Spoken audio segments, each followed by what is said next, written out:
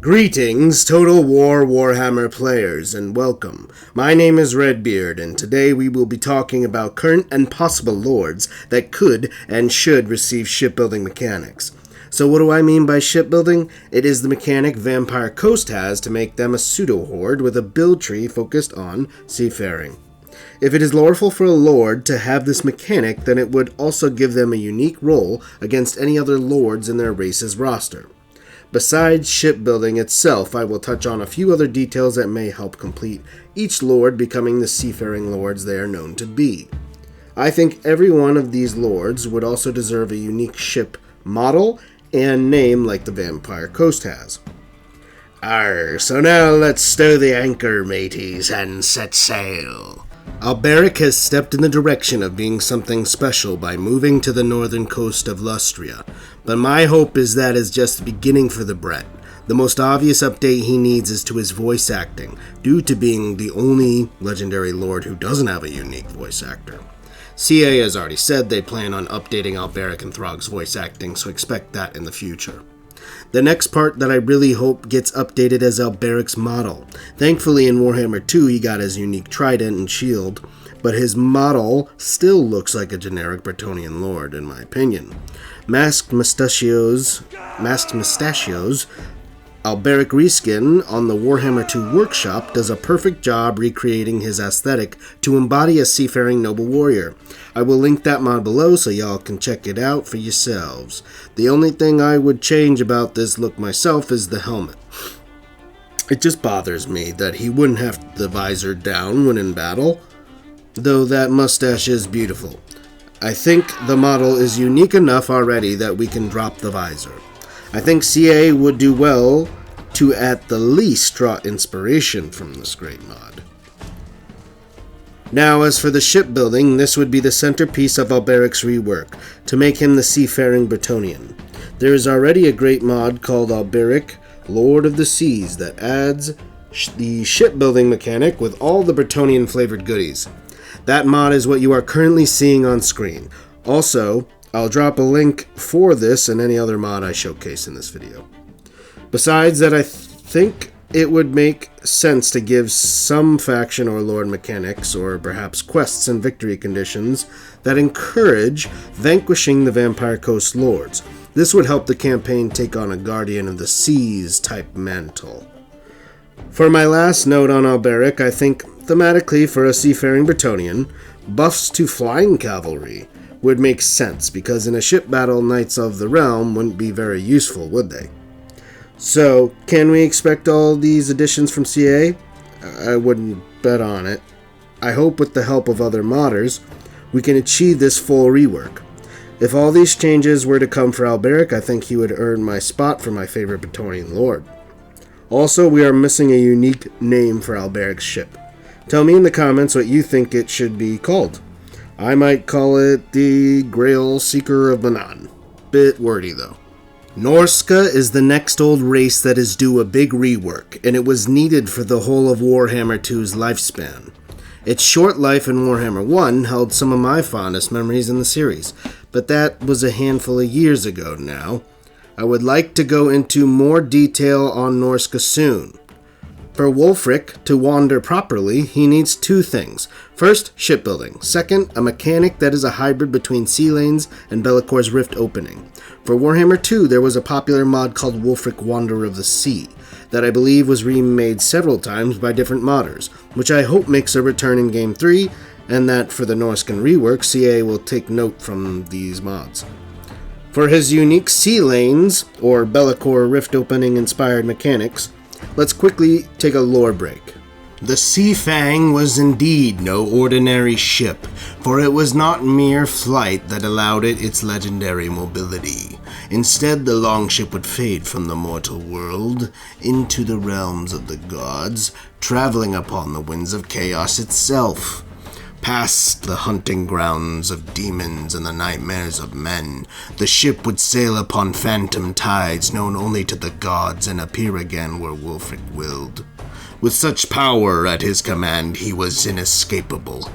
Even the men of Norska, so used to the unnatural influence of chaos, could not help but feel awed and reverent whenever the power of the Sea Fangs worked. Indeed, with every invocation of the ship's magic, the demons bound within it demanded an offering of blood before they would ferry the Norsemen through the ethereal realm of chaos. The only offering it had the taste for was Wulfrik's own blood, perhaps because he had been the one to slay Baba Yar.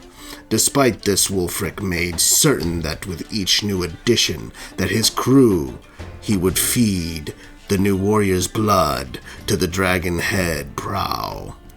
No ship could serve two captains, and this was more true of the Sea Fang than any other. So, myself, and from what I've seen, the community at large would like the Sea Fang to work like its lore, where can it teleport to any existing body of water. There are a handful of different ways I think this could be implemented. One way it could work is the same as dwarves, greenskin, wood elves, beastmen, Elithanar, and Tzeentch's teleport stances, where Wulfrik, when sailing, would get a third stance which would give him a teleport that may give him more movement range than full speed. Perhaps that stance would give you the range to teleport to any discovered area of water. Maybe you wouldn't have to discover the water at all. Perhaps this stance would have a 10-turn cooldown after you use it. Warfully, before the Sea Fang could be used in such a manner, it required sacrifice, usually in Wulfrik's own blood, as we saw in the lore break. Perhaps when you use this stance, Wulfrik takes 25% of his health and damage, or the whole army takes 10%. Perhaps alternatively, it could cause attrition for the next turn or two. Perhaps on easier difficulties, it would have no damage, take downsides coupled with it. And, again, maybe a 10 or 15 turn cooldown, but if you're taking damage, then I think the cooldown should probably be less, maybe 5 turns. Another way it could work is that maybe Wulfrik has access to a plethora of his own unique Sea Fang lanes. The Sea Fang lanes would essentially just be sea lanes that only Wulfrik can use or see. In this image, I've littered the map with these Viking ship icons to represent the Sea Fang lanes. I've placed 15 in different spots to represent the lore of being able to teleport to any body of water, as we've established. I think in addition, Sea Fang lanes would be added as the game expands in the future, particularly in the east. The Sea Fang lanes would work more like rifts in that you could use any of them and choose which one you will arrive at. For Wulfrik only, I think the generic sea lanes would also be converted into Sea Fang lanes as well. The Sea Fang lanes mechanic could also carry the damage or attrition downside of the Sea Fang stance mechanic I talked of earlier. Lastly, perhaps it could work like Bellacor's rift opening mechanic, where if you have discovered a sea region, you can essentially open a rift there. This, I think, would apply to all the major oceans, namely the Northern and Southern Great Ocean, Sea of Dread, Jade Sea, and the Far Sea. It could also apply to all or specific smaller bodies of water like the Celestial Riverlands, the Gulf of Kislev, the Kraken Sea, the Inner Sea of Ulthuan, the Black Gulf, the Serpent Coast. I would prefer the other two methods to this one, I think, just illustrating my point, in that there are some creative and really interesting different ways this could work. Hopefully, in a Norscan rework, Wulfrik will both get shipbuilding and a Sea Fang mechanic, so he will become the true Wanderer of the Sea he was meant to be. Now we are going to go deep into Dark Elves for a stretch, starting with Lokhir. Lokhir is a similar mod to Wulfrik's shipbuilding mod. It is called the Black Ark for Lokhir, which has also been remade several times. I think this shows a demand for these lords to receive the shipbuilding mechanic, and that CA would do well to heed the popularity of these mods. Now, for Lokhir's shipbuilding, I don't think attaching the Blessed Dread or a Black Ark and calling it a day is the way it should be done. Mainly, that would be far too much upkeep production. Generally, it should act closely to all the other shipbuilding lords, with some of the Black Ark flair accenting it. Accenting the tried and true pseudo-horde mechanic of the Vampire Coast. This would help further distinguish Lokhir from the other Druki. I think the Black Arks themselves need a bit of a rework in Game 3 in general. Besides the Blessed Dread, there are some other major legendary characters that are centered on commanding a Black Ark named the Temple of Spite. These are the Helbanes, Anethra and Dariath, and the Lords, I think, should fill out the rest of the Druki's lineup. I'll go more into the Dark Elves in a later video, but I think characters like Shadowblade or Talara Strudbringer are better suited as legendary heroes or perhaps pseudo-legendary lords. I think the Helbanes are perfect for a Dark Elf DLC in Game 3 for many reasons. I think they would act as a power couple akin to Vlad and Isabella, meaning whichever you choose, the other will become a legendary hero. Technically, Anethra is, I think, the ruler of the Temple of Spite, but Dariath is the commander of the armies that go forth from the Temple of Spite. Their lore is perfect to land them in the Sea of Dread to oppose Ind when that race arrives. They would lend to filling the holes in the Dark Elf roster, which are solely in the seafaring options, namely Helldrakes, Doomreaver chariots, which are Helldrake chariots rowed by Helldrake tamers with magical lances. Sea dragons, which are just basically a dragon form of a Helldrake. Pago worms and Sio worms, which are variants of the Merworm that Aminar's model on the Vampire Coast DLC uses. Dariath commands the fiercest Black Ark Corsairs, which could help us get a more elite unit in the Black Ark Reavers.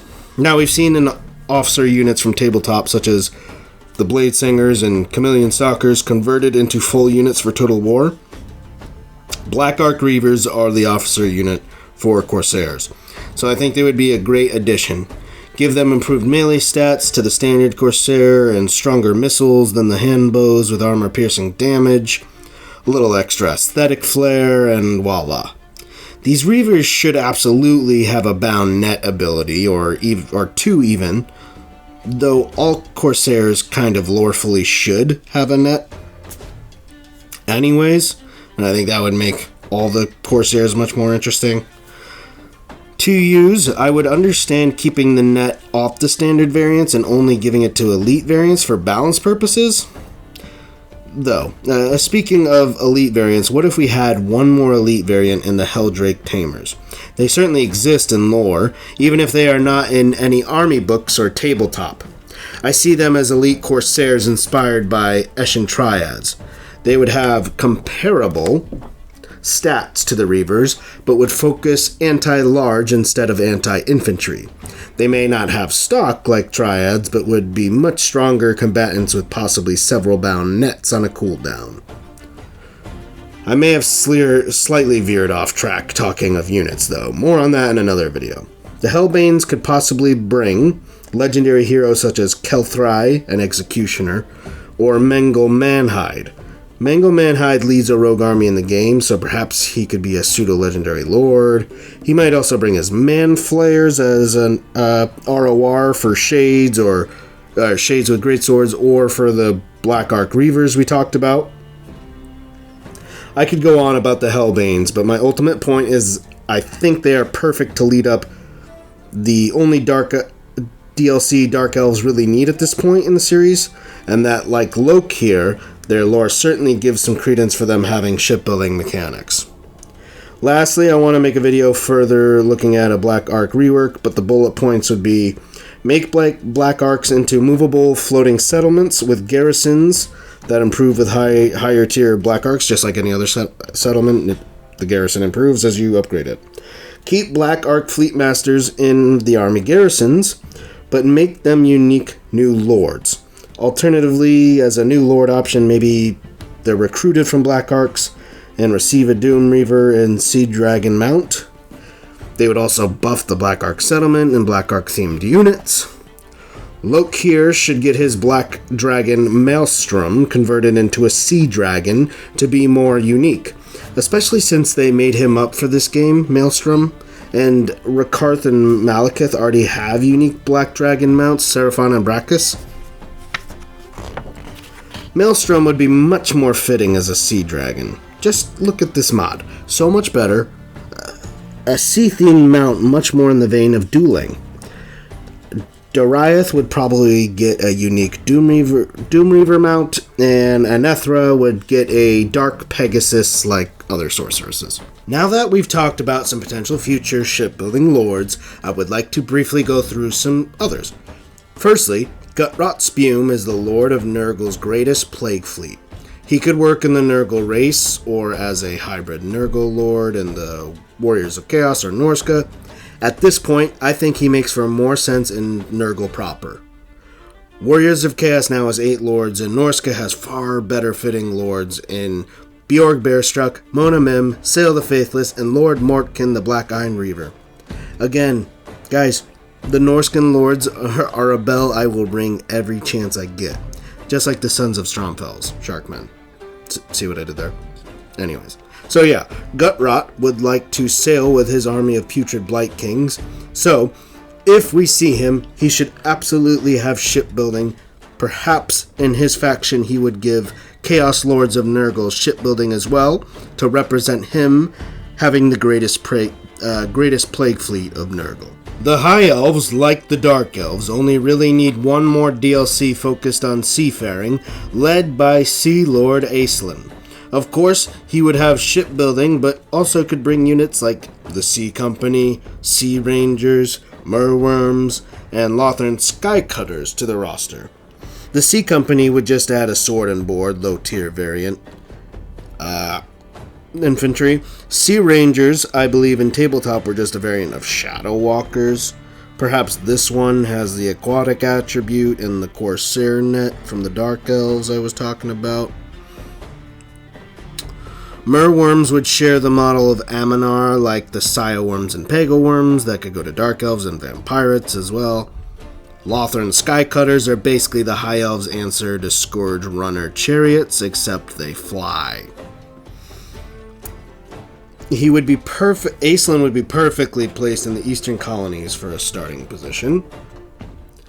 He could bring Sea Lords, or Storm Weaver Archmages as a lord, or a combination of the two. The Sea Lord I see as an anti-large character who can maybe mount a Skycutter and buff sea-themed units. Storm Weavers may just be Archmages with the lore of Deeps, with perhaps a Merworm mount. Either could come with shipbuilding if you are playing in Aislinn's faction to represent him being the grand leader of all the High Elf fleets. Also, perhaps he's the only one that can actually recruit these lords and heroes. And by heroes, I mean he could bring heroes in the Commodore or Mist Mage. The Commodore would probably just be a hero version of the Sea Lord. The Mist Mage, on the other hand, might bring a new lore of magic that focuses on stealthing and buffing allies and debuffing enemies rather than outright damage. Maybe the Stormweaver Lord could have this lore of Mist on top of Deeps to make it more special as well. So Aislinn brings the High Elves fleet up to snuff with what it should be lorefully. He also was once killed by Lokhir and thrown into the sea, but washed ashore in Etain as Manon's champion. Perhaps he would get regeneration while fighting at sea and would return after one turn if he died at sea. Also, he has 2 named ships, the Eagle-Proud flagship Mist Maiden and the dragon ship Kelendirion, though the latter was sunk when Lokhir killed him. So I think his ship would probably be the Mist Maiden in the game. And the Sea Elves were almost a separate race to High Elves in early editions of Warhammer, but were eventually folded into the High Elves. In 3rd edition, Sea Elves could recruit War Dancers from the Wood Elves. Perhaps Aislinn could bring a High Elf variant of the War Dancers. Maybe we could call them Sea Dancers. Edvard Van Der Kraal, I think, would make for a good Dogs of War character who would start in Marienburg. Some may argue he belongs in the Empire roster, though, which I would perfectly be happy with as well. I just think Edvard could give the Dogs of War an Empire start position, and Karl Franz is already next door. Besides having shipbuilding, he could also introduce the land ship war machines unit to the game. Basically, this guy is just, a pirate. He's a swashbuckler mercenary type that operates out of Marienburg. For Cathay, we have Yin-Yin, the Sea Dragon, ruler of the eastern provinces of Cathay and admiral of the Grand Dragon Fleet. Do I think we need more Dragon Lords for Cathay? I don't know. We already have 2, so probably not. But Yin-Yin would stand out more with shipbuilding mechanics than Yuan Bao or Li Dao, I imagine. She is the only one who can justifiably have a start position outside of Cathay proper as well. Maybe she starts in Nippon or the Lost Isles of Elithis, fighting off a Dark Elf Black Ark invasion force. I know some people want Li Dao, the Fire Dragon, but I think Yin-Yin brings more to the table personally with her sea theme. Perhaps she might bring the Dragon Turtles as a unit, whose size lends to bearing howdahs for lords or for a myriad of gunpowder weapons. I'm sure they could think up some more sea-themed units while they are at it as well. I couldn't quite find anything for Cathay on that. Also, since she is the admiral of the Dragon Fleet, perhaps she can give one generic lord in her faction shipbuilding. Now, as I said about ringing that bell, I saved the best for last. For the race that started shipbuilding, they only need one DLC character. A new character that CA could give birth to, and a Sharkman of Stromfels. In Warhammer 2, there is a mod called Sons of Stromfels, and a mod called Sharkman of Sartosa, both with roughly 7,000 subs, which is pretty popular. Milk and Cookies Total War has done a showcase of these units if you want to check them out. Fish people are also a meme, but a popular topic when lesser races are mentioned amongst the community. I think a shark man would be the perfect lord to head a fish people subrace. This would also help flesh out an Aranessa rework with more sea-themed units instead of undead. But I also think she could get a bit of a rework when Dogs of War come too. But I think the Sharkmen plus the Dogs of War, plus she's got can do ogres now, which is cool. Those things will make Aranessa way cooler to play. Real quick on the lore, Stromfels is the lord of sea predators, but many suspect is just the form of Manan that he takes when he is enraged. So, would it not be perfect if we got a legendary lord that is essentially the avatar of Manan's rage? Would that not be great for the Vampire Coast to get that? I think he could start in the Sea of Dread or in the Jade Sea. IRL, in real life, the Indian Ocean is known to be absolutely littered with sharks. Gameplay-wise, the eastern half of the map would get a Vampire Coast lord, even though, as I mentioned, this would be a fish people-focused subrace. For the units, there are so many species of fish you could pull from inspiration in the real world. Sharkmen for monstrous infantry, anglerfishmen for stealth, swordfishmen for AP anti-infantry, eelfishmen for melee stunning, stingray men for poisonous skirmishing, and on and on and on and on. Also, it would make too much sense for this subrace to get merworms and its variants so it can finally use the Aminar model. Again, high elves are known to tame merworms. Dark elves, I think, use Sio worms or Pago worms. And then these Sharkmen, or the Vampire Coast in general, might get all the variants. Would make a hell of a lot of sense. As for the Sharkman legendary lord himself, I think he should act similarly to Nakai Throg on the battlefield, a monster lord. To be different, it would make sense for him to be a caster of the Lore of Deeps. Perhaps in campaign, he can only colonize sea or coastal regions, giving inner landlocked provinces to a vassal in the way Nakai does. So, anyways, to all my viewers, if you like the Shark Man with Fish People sub-race idea, ring that bell in as many forums and discords and whatever that you can, so that we might make this happen. CA, if you're watching this, I doubt they're watching this, so I'm gonna need you, my viewers, to help me out and get the word out on this. That I just think this is too good for the Vampire Coast. I think this is the one lord with the one sub-race that will like really cement them and finish them up and make them all they can be. Especially with Arnessa too. I think it works really well. So that's all I have for today. I hope you've enjoyed this look into how high seas adventuring can get further fleshed out. I almost said fished out. Fleshed out in Immortal Empires. It only makes sense, being that the oceans are far more traversable than they have ever have been before in the series. Specifically for the High and Dark Elves, I think they are saving the last bit of content they need for Game 3 to focus on the seafaring. If there are any lords you think deserve shipbuilding, current or possibly in future content that I didn't mention, please tell me who and why you think they should have shipbuilding in the comments. I think there's a lot of potential for seafaring gameplay to expand in IE besides these lords and factions in this video. I probably will create future videos on sea lanes, chaos portals, sea encounters, and more, so stay tuned. Like, comment, subscribe, hit the bell for all that good stuff. See you next time. I'm Redbeard, and I wish you strength and patience as we hold out until the 23rd. IE is coming, baby.